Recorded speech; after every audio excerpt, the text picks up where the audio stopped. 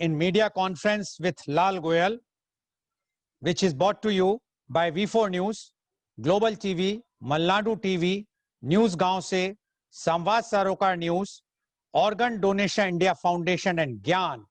Our endeavor is to bring to you and educate and enlighten you about the current topics. Today our topic is central policies for the benefit of grassroots. Government schemes in India are launched by the government to address the social and economic welfare of the citizen of the nation. These schemes play a crucial role in solving many socio-economic problems that beset Indian society, and thus their awareness is a must for any concerned citizen. The central government has launched many new schemes for the development of the country and the residents.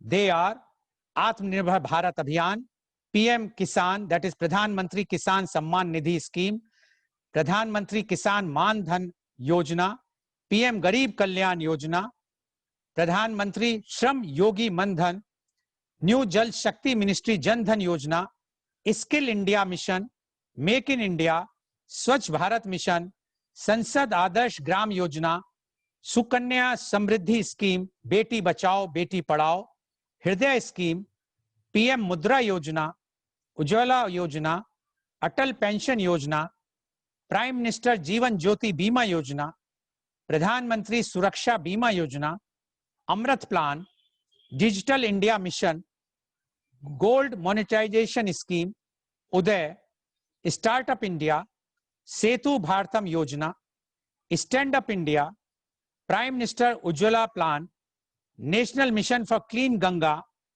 Atal Bhujal Yojana, Prime Minister Citizen Assistance and Relief in Emergency Situation, PM Cares, Arogya Setu, Ayushman Bharat, Umang, Unified Mobile Application for New Age Governance, Prasad Scheme, Pilgrimage, Rejuvenation and Spirituality Augmentation Drive. The implementations of these schemes are the responsibility of district administration. The district is the principal administrative unit below the state level, responsible for the implementation of almost all the center and state level schemes. It is a unit of administration covering most of the departments of government. The municipalities, Nagar Nigam, block and village level bodies are generally executive in nature, while the district level body mostly has a coordinating and supervisory role. In most of the central schemes, funds are devolved to district through corresponding states. Many a time, funds stuck at state level due to various political and administrative reasons, and district administration feel crunch of funds. Even in schemes in which funds are directly transferred to district administration from center gets delayed, and the scheme lost its significance and development work get halted or delayed. India's progress will not be as fast as it could be and needs to be until government at the center and the states change their approaches to development and implementation of policy. Today, as we all know, the central government is forming the policies, but the implementation parts are the state government as well as the district administration. And until unless these policies are not reaching to the grassroots, the advantage of the policies are lost. Today, to discuss about the central policies benefit to the grassroots, we have a very elite panel, and I would like to introduce my first guest. He is Dr. C.V. Ananda Bose, IAS. Dr. Bose is one-man expert commission on labor to prepare an action plan for the welfare and development of the workforce in the context of COVID-19. He is also the principal advisor, Government of India Heritage Project. Dr. Bose is the chairman of Indian Red Cross, Kerala. He was the principal secretary, Animal Husbandry, Forest, Environment and Wildlife. He was the chairman of Society for the Prevention of Cruelty to Animals, SPCA. Dr. Bose has authored 40 books in English, Malayalam and Hindi, including novels, short stories and essays. 4 of his books have become bestsellers. Dr. Bose is an housing expert, innovator, writer, orator and visionary. The path-breaking institutions set up by him, such as Nirbhriti Kendra Building Center, District Tourism Council and Habitat Alliance have been replicated at the state, national and global level. He was the head of the prestigious Supreme Court Committee on the Treasures of Sri Padmanabhaswamy Temple. Dr. Bose addressed United Nations General Assembly and specialized sessions 5 times on various international issues. Dr. Bose is a recipient of 31 national and international awards, including United Nations Global Best Practice Award. He also received prestigious Jawaharlal Nehru Fellowship. Kerala government termed him Lord of Ideas. Former Prime Minister Mr. Manmohan Singh called him inspired civil servant, and our Honorable Prime Minister Mr. Narendra Modi called him man of ideas. Before I will ask him to say anything, first of all, Dr. Bose, congratulations. You have been elected yesterday only as the chairman of the Red Cross Society of Kerala. Very congratulations and greetings from all of us from Gyan and Organ Donation India Foundation and all the medias who are associated with us. Now, Dr. Bose, I would like to know from you the topic which we are going to discuss today, the central policies benefit for to the grassroots. Yes. Please tell us about your views about the central policies benefiting to the grassroots. Dr. C.V. Ananda Bose, please. People get the government they deserve. Once Churchill was asked, which is the best form of government? He asked a counter question, to which country? Alexander Pope said, forms of government, let fools contest. That which is administered best is the best. I think as far as a common man is concerned, that which is administered the best is the best. Now in this yardstick, measured with this yardstick, where does the government of India remain? I don't mean the present government of India alone. The government of India since independence, and also the state governments, the district administration, the Panchayat Raj institutions. All these together constitute government in this country. It is very true that government's development activities is like a tree held together by both hands of government, but whose roots refuse to enter the soil. There is a disconnect. There is a disconnect between the policy and its implementation. You know, it is Lester B. Pearson, the former Prime Minister of Canada, who said, it is easy to frame a constitution, but difficult to make it work. That is precisely what is happening in this country. I know, with the vast experience of our Captain Pillai, who is here, who has been dealing with this idea for the last so many years very successfully. I don't know how to go into the details of that. What happens in the Indian context? Government has policies and programs and schemes which are meant to ameliorate the lot of the people in every field. But most people do not even know that such schemes exist. When I say most people, I am not making a rhetorical exaggeration.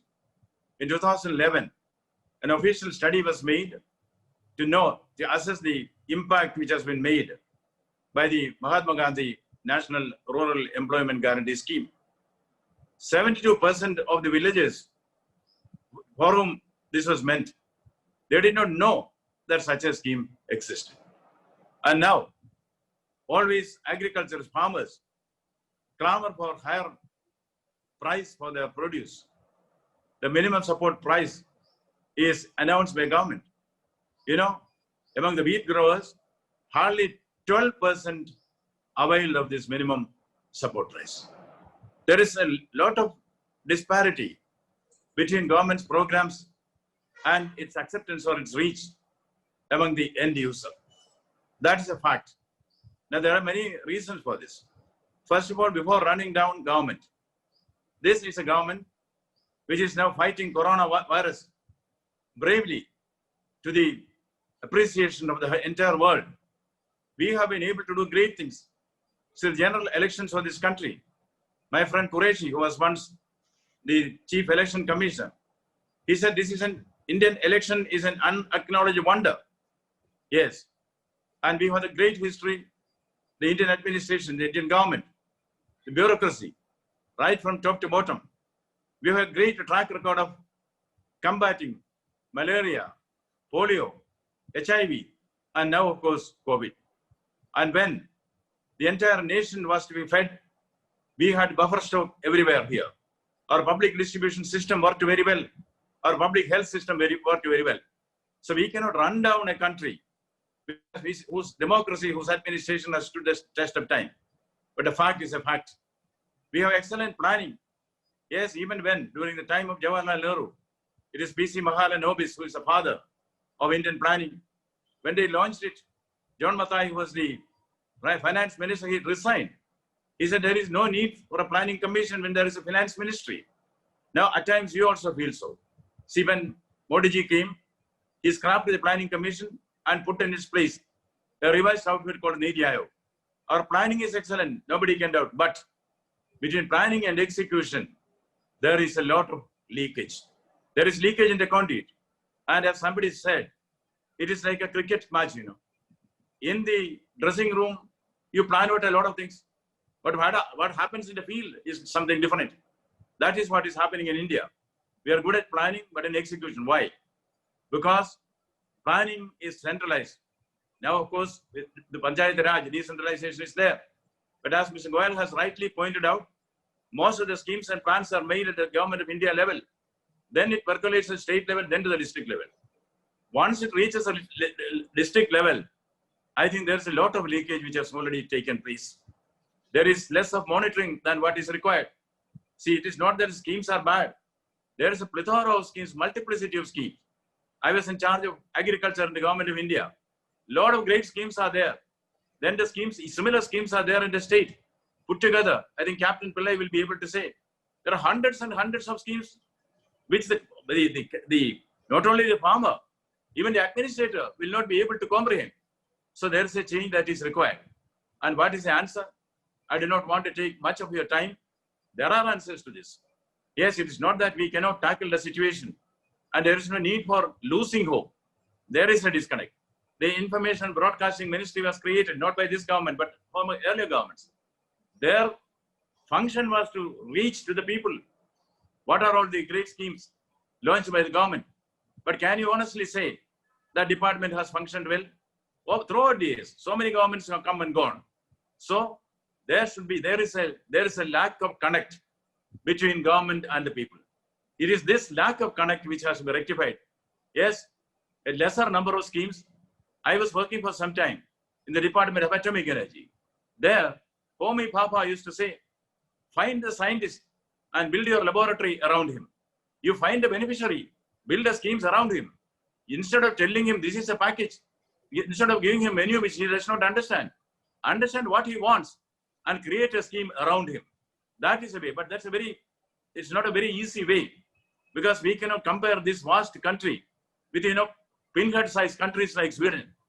We compare ourselves to Sweden, then to Switzerland and UAE and say why India has failed. India is a subcontinent. The size is there, but still there are solutions. Proper planning is required. Decentralized people's planning has to come in place. Not only in words, the planning has to be done at the grassroots level. Implementation has to be decentralized. Monitoring has to be centralized. There should be a central planning and monitoring unit. Monitoring unit is required. And people like Captain Pillai, volunteers who are willing to serve society, let them come forward and be the link between government and the people. I think this is not a problem which does not have solution.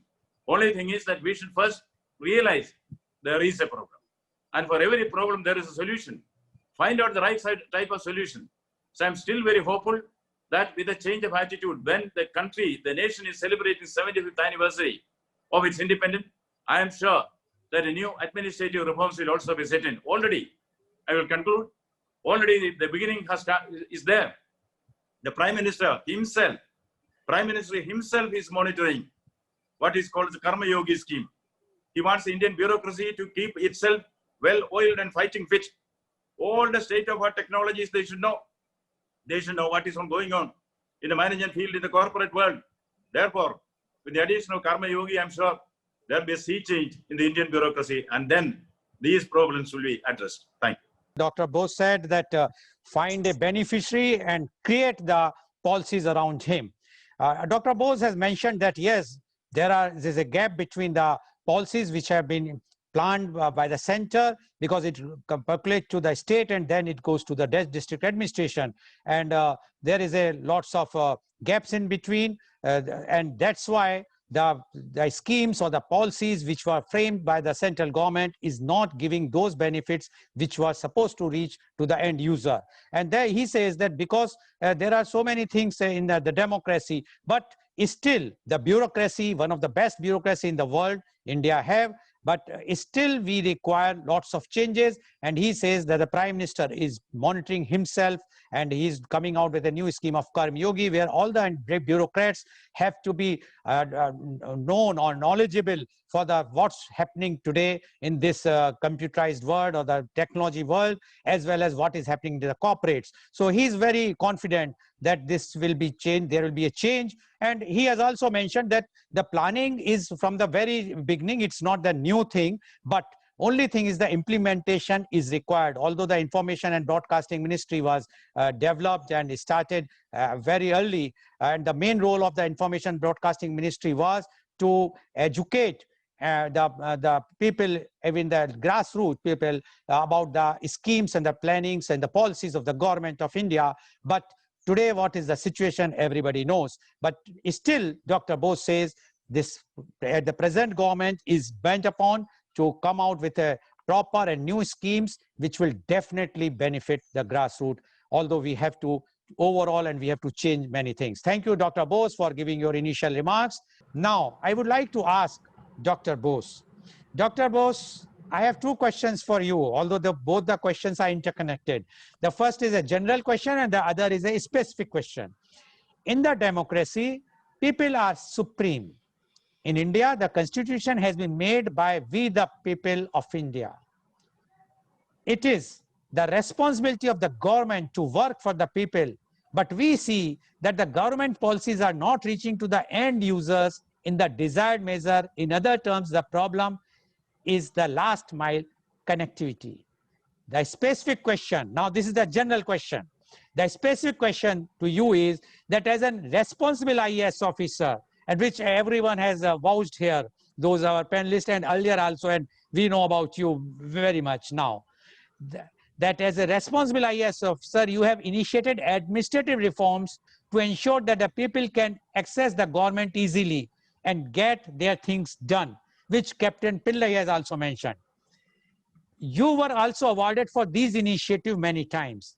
Can you share your experiences in this field with the viewers? I would like to illustrate it with two incidents.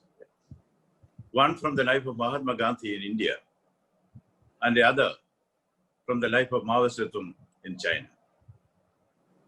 When the Temple M3 proclamation was made by the Travancore Maharaja, that is allowing the untouchables to enter temples along with the others, Gandhiji came down to Trivandrum. Diwan of the time said this is the most progressive legislation in the world which ensures social justice. Gandhiji smilingly said, is it known to the nayadis of the state, that is the lowest of the lowest, of our caste, the nomads. What he meant is, unless this governmental policy is going to help the poorest of the poor, the Antyodaya approach, unless it's going to benefit the lowest, the lowliest and the least of society, it has no meaning. A similar situation during the Cultural Revolution, all the bigwigs, the intellectuals, professionals, writers, artists of the party bosses were all invited for a very important top discussion. They knew it will be none other than Mao himself going to make some very momentous pronouncement.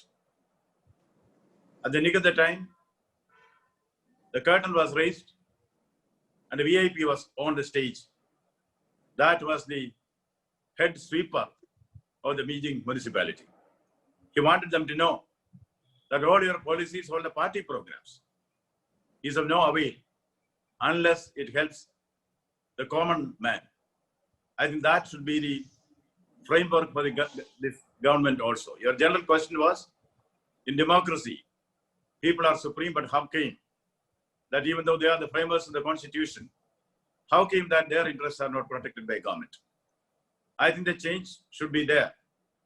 That in this country, where we the people have framed the constitution, which has given the officers and the ministers the authority to be dispensers of India's destiny, their first duty should be to the people, their second duty should be to the people, their third duty should be to the people. I think this is what has been highlighted by all the other panelists. We should have a people-oriented, people-first approach. And this present government has even declared it, the people-first, India-first approach. I think the approach, change in attitude, change in approach is very basic to all these discussions. If democracy has to be good for the people, as somebody jokingly said, today democracy is government of the people, OFF, by the people, BYE, and for the leaders. If that should go, the change of attitude should be there. That is my answer to your general question.